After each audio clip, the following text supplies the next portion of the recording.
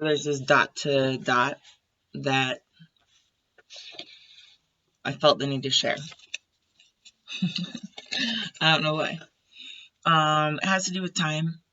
I'm going to talk about that in a second. But right now, in the decoding the human body field, a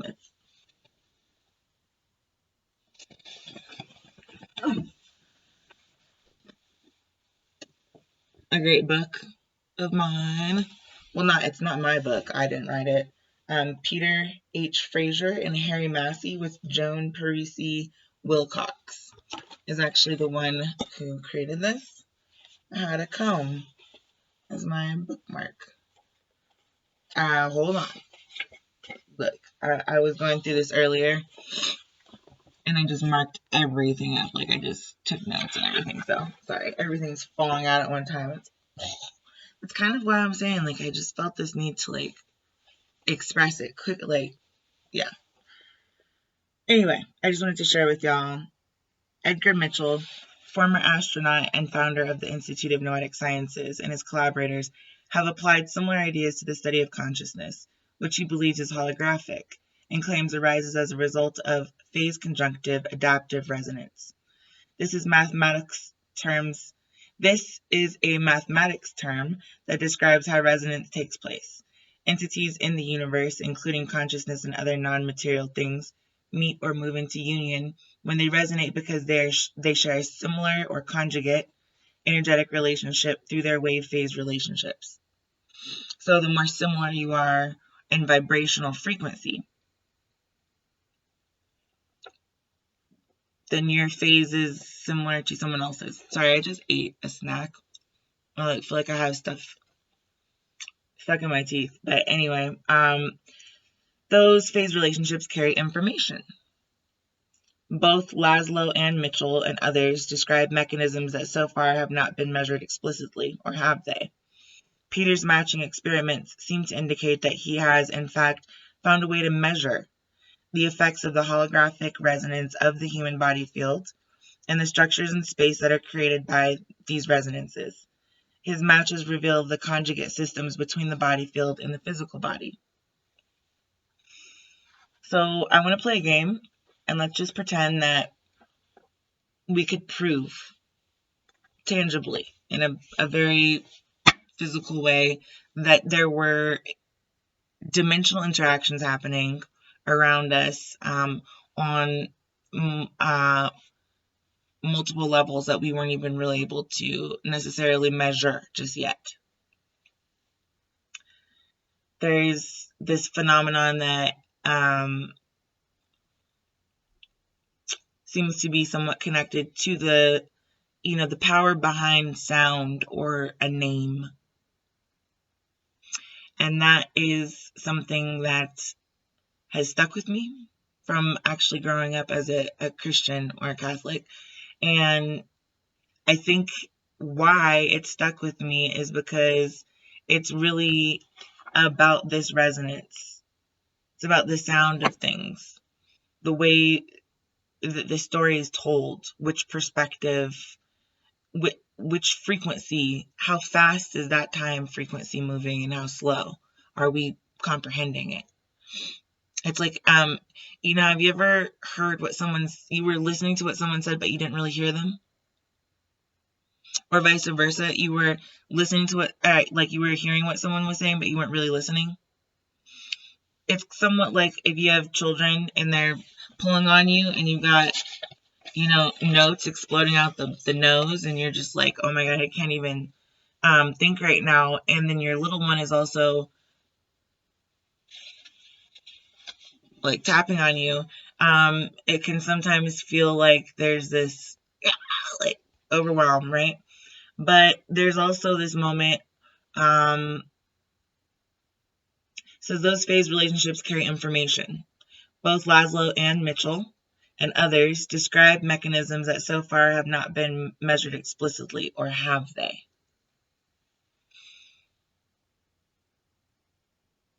Sometimes that niggling little thought in the back of your head, I actually had that feeling earlier, so I should have known this was coming. But when I was in foster care, my foster name was Jessica. Sorry, just hit the camera. I grew up on Grape Street, and I moved out of my parents' house when they were on Field Street. So there's this correlation between incidences that took place a couple years back for me. I think it was just when my resonance or my frequency was coming into alignment with my actualized self. So I had this image of what I wanted to be and then who I was at the time. And I think there was a adjustment or somewhat of a disparity that I needed to become aware, mindful, conscious, awake to in some type of way. So around that time, I don't know if you guys are aware, about the entire Jessica Ridgway incident that happened in Colorado. But that happened around, like, within the same 5 years or so of, like, Cloverfield paradox coming out, a couple other fields of resonance coming into my field of consciousness personally. Whether it was, these things have maybe come before or after my specific, like, coming into awareness. So I couldn't really put my finger for you on exactly the timeline, which is why I'm making these videos at this point. But I can just tell you that all of a sudden there were fields all around me. I don't know if you guys have heard that Beatles song, Strawberry Fields Forever. There were also some really bloody incidents that took place. And Jessica Ridgway was a young woman who was murdered and chopped into pieces, strewn into a field. Her body was found in chunks. And so I think when it comes down to it, when you're willing to think of life in more of a Cloverfield paradox, which is on Netflix if you'd like to go watch it, kind of point of view, and then think about increments of time and space, about the way that you resonate or vibrate or what it is that you emote from yourself, right? There's this weird inner criminalization that was meant when we think about increment. We're trying to incriminalize ourselves. It's like we're when you're late, when you're early, you're barely ever just exactly on time. And I mean to the moment or to the minute. A minute is a very short blink of our eye in comparison to the rest of the 24 hours of our day. Who decided those measurements? I don't know. It's a good question. It almost is kind of irrelevant. Time is just a theory to us thus far. We've not proven it. It's not something that, like, a time warp is not something that we're able to create at will, ad lib, just yet.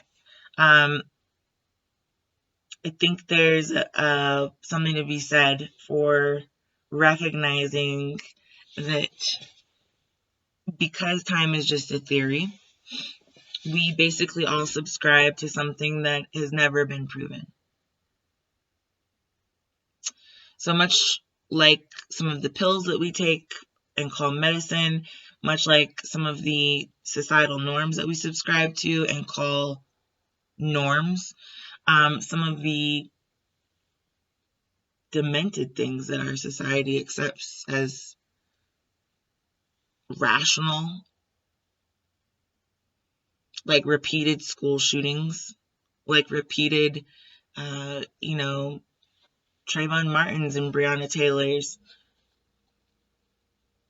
You can't really make someone resonate at a certain frequency, but you can definitely lead a horse to water. What he does at the well is up to him, but there's nothing that you can really say when things like spring forward fall back. There's, daylight savings time. It's leap year. We're going to snip this.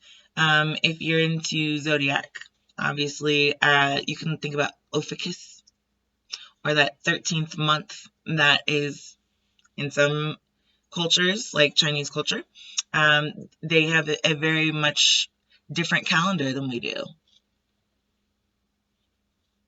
which also demonstrates that other cultures and other people can have a different concept or even functional reality of time-space continuums, that they actually grow, thrive, and continue to kind of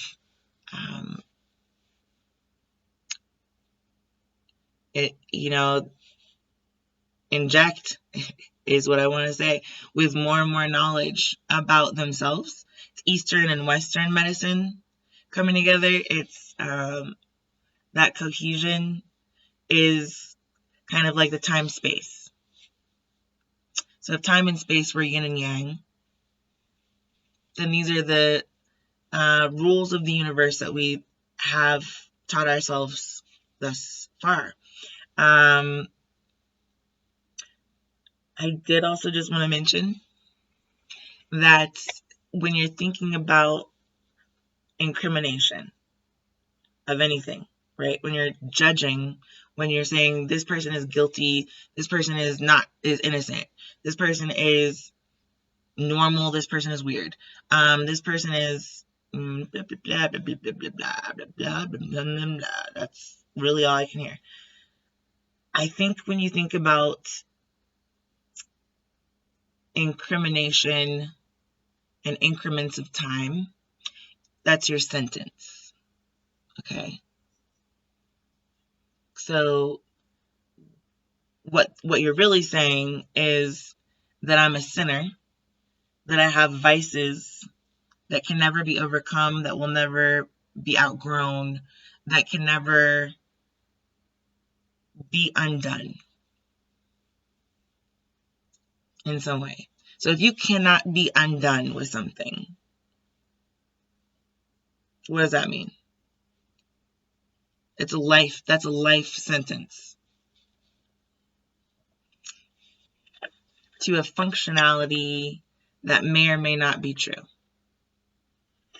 So I just want to ask a question of viewers, people in general, and God, But if there wasn't a God, if there was not a God, no higher power, no God, no scientific explanation for why we're here, we're just a random accident, then can that be explained?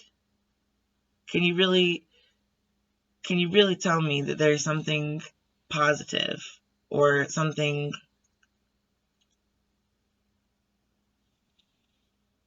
productive that comes of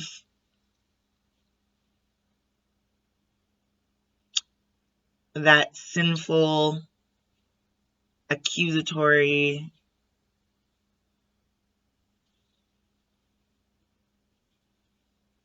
staging blame as a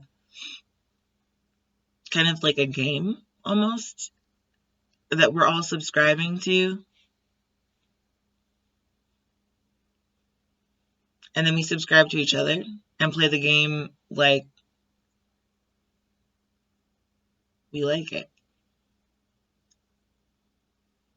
It's like a form of self-incrimination just by subscribing to time and space. But by that same token, You can think that this sentence is the most beautiful thing that you've ever heard in your life. If you hear an aria, or like when you're at the opera and they're just like just singing their heart, like just singing their heart out, right? I think that's the point, is that when you find something passionate that you're passionate about, then a life sentence doesn't have to feel like a life sentence. It's an opportunity, but it's the way that you use that opportunity that matters. So you can get off early for good time or good behavior, I guess, I think karma kind of works the same way. Might cash in similarly. But I'm going to venture to guess that because of the, quantum entanglement that we all experience in our lives, the coincidences, the deja vu, all of this yada, I think we kind of missed the point, which is that you've only got this mad dash between your birth and your death date. And when you're going to leap during that mad dash, you're almost skipping yourself like a rock across the surface of your life, only touching at certain times and then flying, looking at your reflection in the surface of the water as you're skipping across a surface. And I could see that would feel much like tumbling through, I don't remember what song it is, but just at the edge of my memory, I have this song that's like flying through the air in a something trapeze. If you know what song I'm talking about, please post it. I would like to know.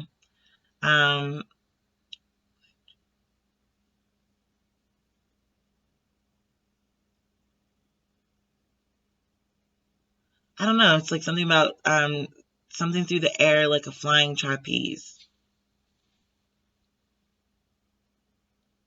So what if life is just you tumbling, maybe like in outer space? So not in a bad way, but like just tumbling. You don't know how fast you're skipping. You don't know what kind of a rock you are.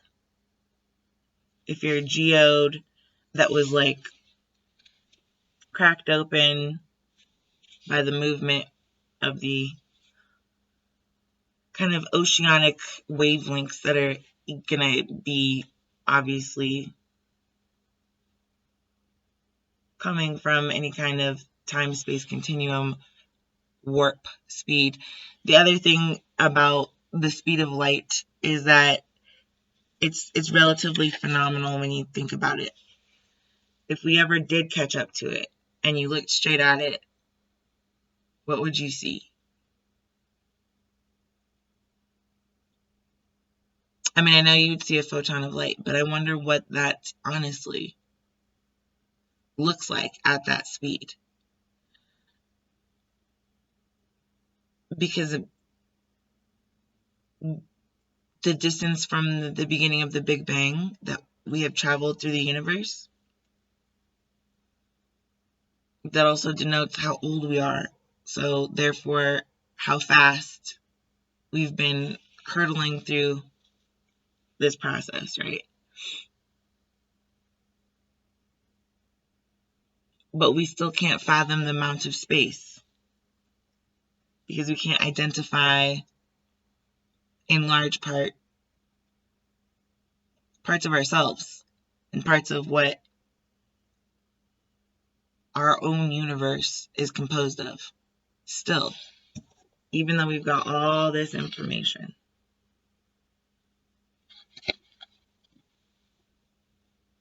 So the other page that I wanted to share with you is, I know I read a lot out of these books, but it's just because this information is kind of critical, guys. To be honest, this is kind of the point of it all, right here, is to figure out what you know, stand on the ledge, and then continue to take flight. It's not really jumping when you take flight. So if you can make sure that you're learning something new, just one fact every day or something, that's great. Yeah, like I try to write questions and whatnot, but it doesn't matter. The point is to just stretch your brain a little, shock yourself. It's like cold water to the face. It's great. So I wanted to read this portion because to me it was very significant. Yeah. This is page 165 and 164. It says the energetic integrators. So these are the things that bring energy together, right? Are all about information regulation and transfer. This is why people say that money has a currency, is because what else is regulated and where do you transfer your funds? Peter explained that in NES, we allow 15 degrees of phase for each of our energetic integrators, so we will get 12 of them in 180 degrees of phase shift that occurs where the in wave turns into the out wave at the center of the spherical standing wave, as per Wolf's space resonance theory. I checked this experimentally and it worked in practice. That is to say, there is a match between every energetic integrator structure and the 15 degrees of phase required. So think about 15 changes, 15 octaves, if we're talking about arias or songs, 15 octaves. I don't know why I feel like pulling a card. I just do. Yeah, this is kind of like it was in the reverse. But if you think that science is disgusting, the reason I'm trying to discuss and read from this and then also talk about it is to try to help people understand the ways in which you can also digest this in a non-scientific way that relates directly to your spiritual nature, possibly your religious one if you're religious. Yeah, so 15 degrees of separation or, phase required. And this is half a turn, like this is a 180 degree turn, right? Yeah. It's the way that you turn something on or off. So in this case, in or out. When you're able to integrate something, you're able to take it in and incorporate it into yourself, into who you are. That's integration of self, right? But when you're talking about 15 phase shifts, so 15 different, let's just say if it's 180 degrees, then the full, to get right back where you are right now, you go 30 degrees. That's all the way. That's one rotation. 15 is required to actually change from in to out or out to in. I feel hungry. Have you guys ever eaten an In-N-Out burger in California? I really want like a California burrito or an In-N-Out burger right now. Just made myself starving. It appears that nature has arranged the body field in this respect to work like a Swedish? Is this sweet? This is sweet. That's what I'm hearing. Like a Swiss watch, very accurately. Accuracy, of course, is necessary for life to occur. So that's this portion here. And I did go ahead and box out this bottom. This discovery, Peter's discovery that phase shift in some way has an impact on the state of the body field, and by extension on health, moved NES even deeper into frontier territory. This is the part that's boxed. Okay, this is the important juicy stuff. This discovery has important implications for formulating a truly comprehensive model of energetic pathology, as will be discussed in the Understanding the Energetic Interpreters or Integrators chapter in part 3. Okay, so I'm going to stop there and I'm going to switch books. I do want to just reiterate.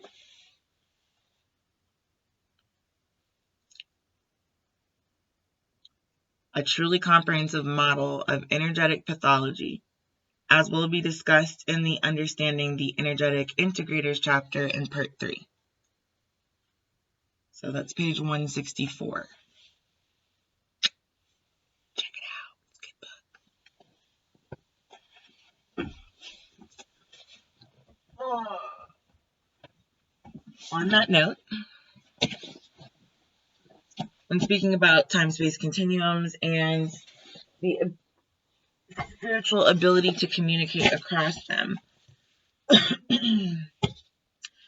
I'll probably continue to suggest the same movies over and over again, so forgive me if I repeat myself, but you should take a look at Interstellar. If you have not yet seen that movie, you're a sci-fi buff, or if you have any interest in spiritual, supernatural, paranormal activity, then that might be something that is of interest to you. And I did just want to show you 2 books that kind of go hand in hand with the next step of communication across those different dimensions and the ways in which we are able to tangibly kind of empower ourselves to decode some of those messages that could be trying to come through and help us as omens or signals, signs around us in the universe towards a certain direction or another. So Edgar Cayce is the first one. He's an American prophet.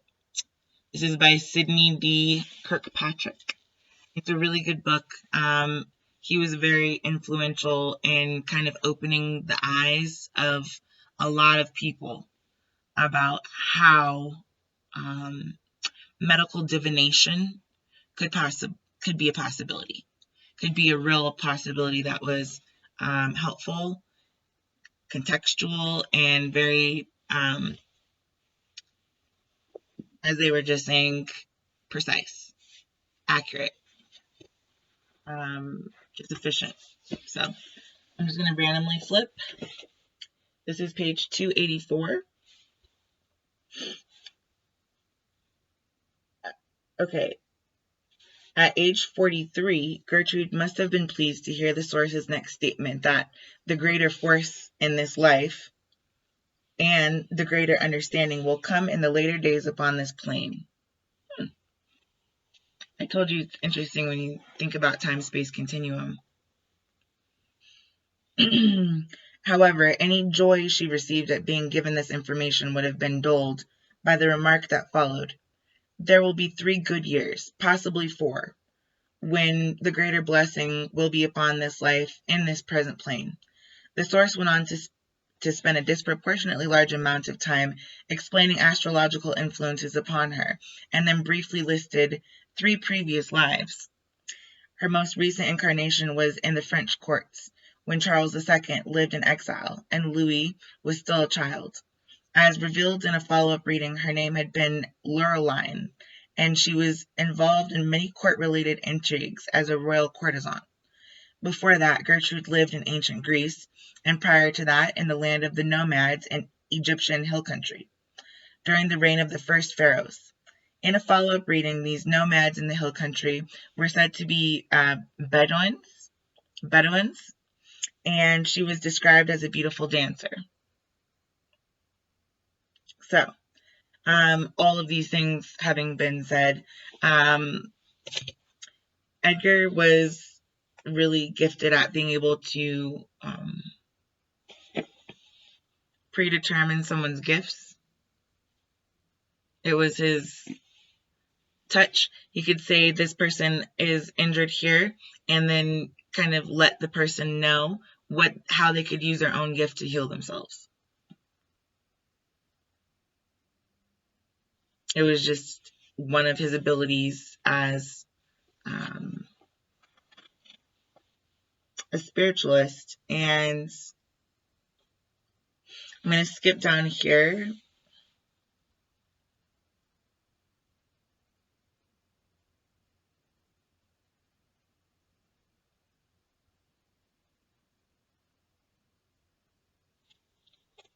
I can't decide. I'm sorry. I'm trying to figure out which one I like more. I like it all. I would read the whole book to you out loud if I could, but so many books, so little time.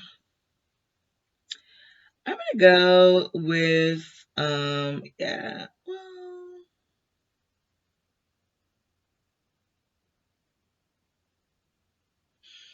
this one. My eye keeps going with it. I don't know why I'm taking it so seriously. I just need to get over myself. Yeah. Quit being a baby. A big ass baby. That's what I need to do. Okay. Having now given more than 12 life readings, it would seem only natural that Edgar himself should receive one. He still resisted, perhaps because he was frightened of what he might hear. Given the strange events of his childhood in which he was visited by an angel, and his own growing realization that he was somehow selected to be a messenger or a communicator of powers beyond those of normal men, it wouldn't have come as any great surprise to learn that he had been Moses or one of the biblical prophets. His life until this point had been enough of a challenge. The prospect of being told that he could be some kind of a modern-day Messiah would present unimagined difficulties. As the source itself had said in early readings, he is thought by others to be crazy enough anyway. In light of Edgar's fears, it came as no surprise that the next life reading was conducted for Hugh Lynn, who wasn't present to protest.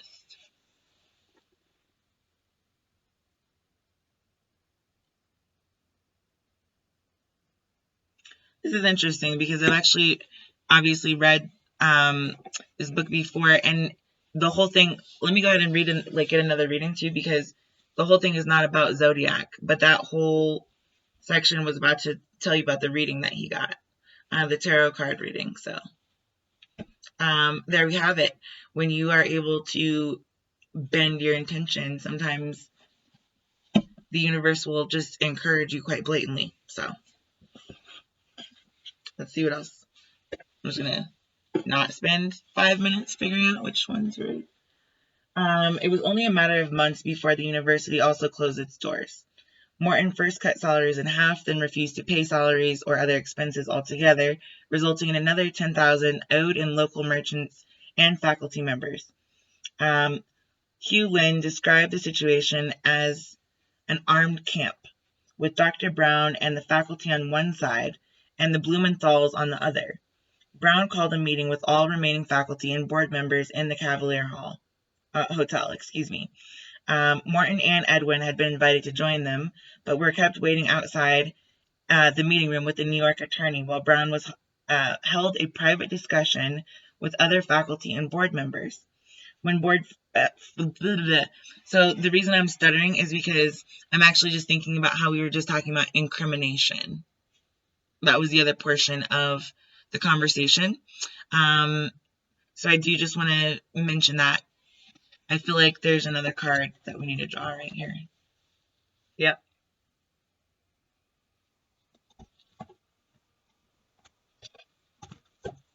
This is almost reflecting the same things that we just read in the other book. But they have nothing to do with each other.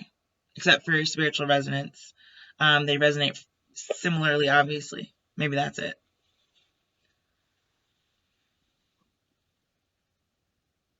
Hugh Lynn described the situation as an armed camp, with Dr. Brown and the faculty on one side, and the Blumenthals on the other. Brown called a meeting with all remaining faculty and board members in the Cavalier Hotel. Morton and Edwin had been invited to join them, but were kept waiting outside the meeting room with their New York attorney, while Brown held a private discussion with other faculty and board members. When Brown finally ended his private meeting and invited the Blumenthals into the room, it was not to ask for their input, but rather to demand an immediate payment of $10,000. Otherwise, Brown, as president, would close the university. Morton's attorney called Brown's bluff. Unless the Atlantic University Board signed a document putting the university property in Blumenthal's name, not a single penny would be forthcoming. Brown refused, at which point the Blumenthals attempt to leave the building. They couldn't go out the front door because a security guard had locked them. Angry, Morton marched over to one of the side doors and kicked in the glass and then left. That's kind of what I was trying to say. The entire book does not have to do at all. Actually, the majority of it is about his ability to divinate, and he did not use tarot cards. But just because I'm a tarot card reader, and because we were talking about divination and law of attraction, I think that's uploaded earlier this evening, as well as now this time warp video. It's really significant to realize that everything that you do is linked to other things that you do. Chapter 11, Final Days in Bowling Green.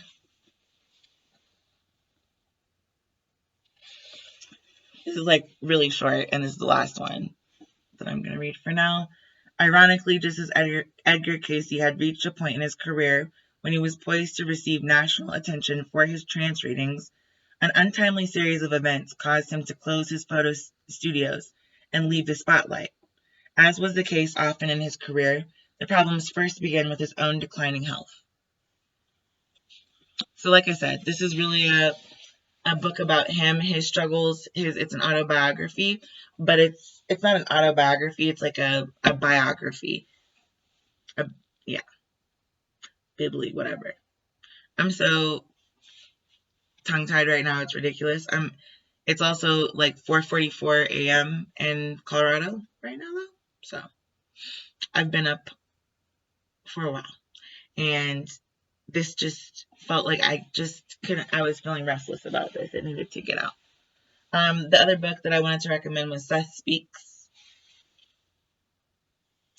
and it is The Eternal Validity of the Soul by Jane Roberts. Notes by Robert F. Butts. So no ifs, ands, or buts about it. Okay.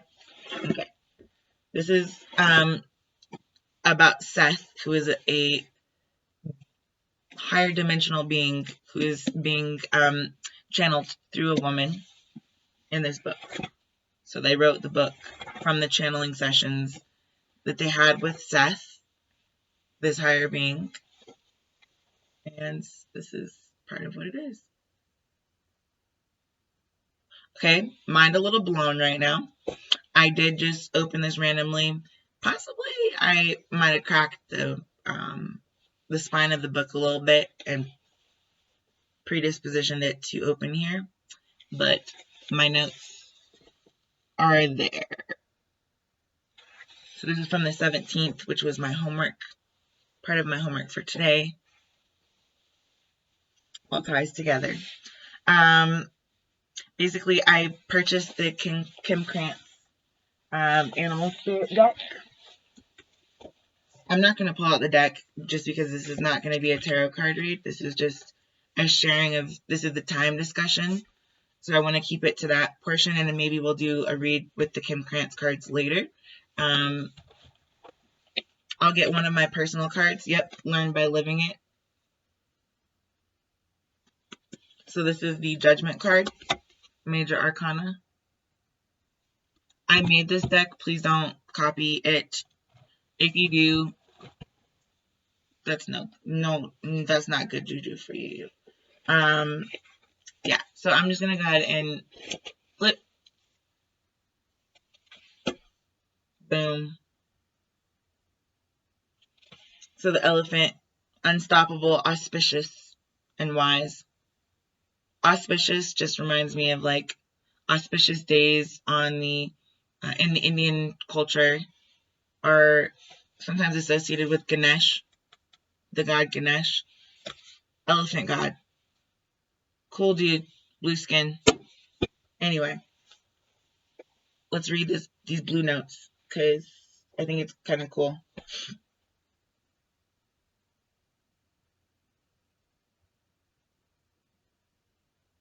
Um,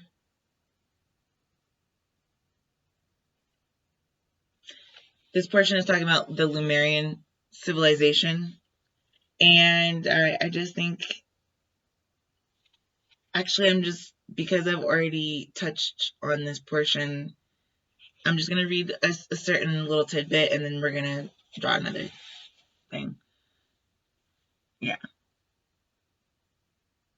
This is difficult to explain, but they could mentally pitch a thought along certain frequencies, a highly distinguished art, and then translate the thought at a given destination in any of a number of ways into a form or color, for example, or even into a certain type of image.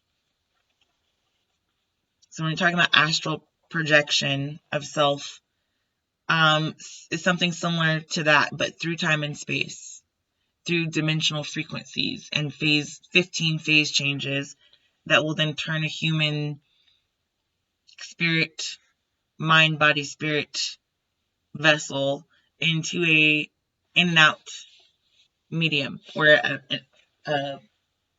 conduit, you could say.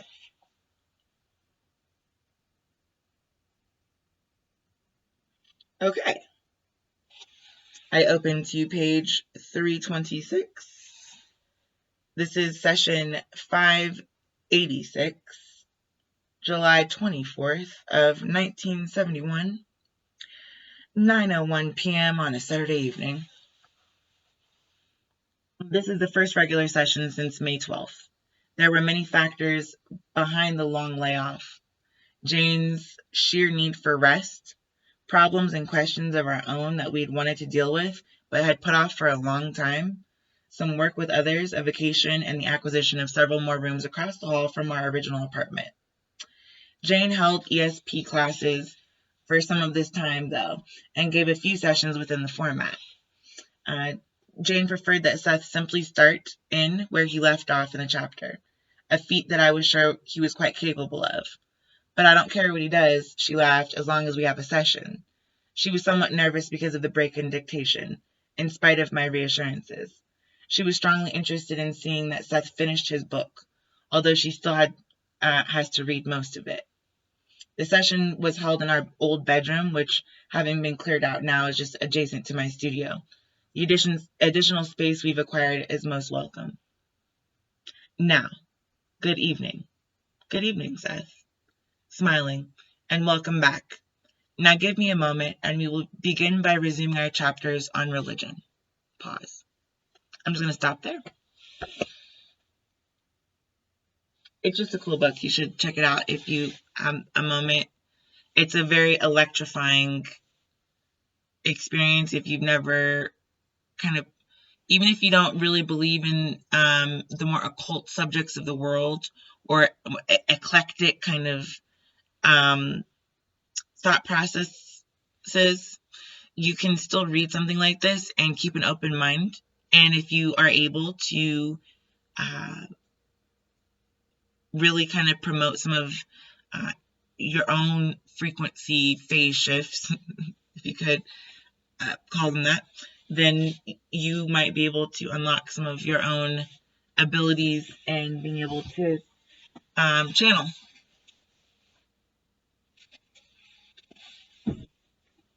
For one reason or another, whether it be for medical reasons or more like Seth speaks, just to share information, exchange knowledge, which we just talked about. So I do think it's significant that, time spent is something you can't get back. That's the one frequency or the one currency that you can't get back again, or so we think, right? But when you think about Back to the Future or Interstellar or any of these Cloverfield paradox kind of time jumping, like I'm just really hearing, like, I'm seeing for some reason I'm really seeing like a club full of people dancing to really old school music, like breakdancing. There's some old school music, and it's kind of a hip hop that seems like it's coming from like the shack or something. I don't know if you guys have read that book. It's not on this bookshelf. It's on one of those. I'll show you soon. We'll discuss again. But the book The Shack is really good. If you have a moment, read it. I'm still looking. I'm sorry. No, I really thought I had it right here. Oh well, we'll get it next time. Anyway, you guys are seeing me a little rough right now. I'm exhausted. My voice is cracking because I've been talking all day, doing videos for y'all. And I just wanted to really talk about kind of that cross section of energy. You know, time, space, slits, tears, windows, and time. So, you guys hold some space for yourselves to absorb what I am giving you now, picking up what you're putting down as well. And thanks for stopping by. I don't know why. It's like, I feel like there's something just passed through my house or something. Like, literally, maybe that was like a phase shift.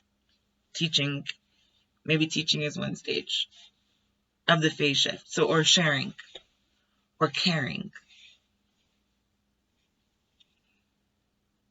I don't know. It's kind of cool though, huh? Anyway. Yeah, it's really weird. I'm feeling this like need to say goodbye to y'all, but an inability to do so. Strange. You know, they say on, I'll just share this with you since I can't seem to get off the video quite yet. I guess I have one more thing to add. My favorite scene in Interstellar is when they go to these different planets and realize that time moves at a different speed while they're there. So back on Earth, an Earth year may be 365 days, but on another planet, 1 year on Earth could be 3 years to them. It could be 3 minutes to them. It depends where you are in space. What kind of gravity is pulling on the planet? What kind of buoyancy your body has in comparison to the elements that are available on that other planet? And your perception, which is the other part that's hard to control for, I think, is that problem of other minds that Descartes always poses for us, right? I think, therefore I am, but if you're in a situation where you maybe feel dizzy or you're not accustomed to having to run against that much friction in the atmosphere, you can definitely have a moment where your perception can either be sharpened or diminished before you're able to kind of get your bearings about you. So I just think it's interesting and really kind of a gorgeous realization that there are things far, far, far out there that we have not yet even begun to scratch the surface of. Like, I really hope I'm alive to see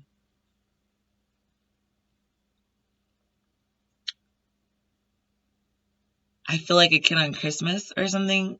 I don't know what's coming, but I feel like it's going to be good.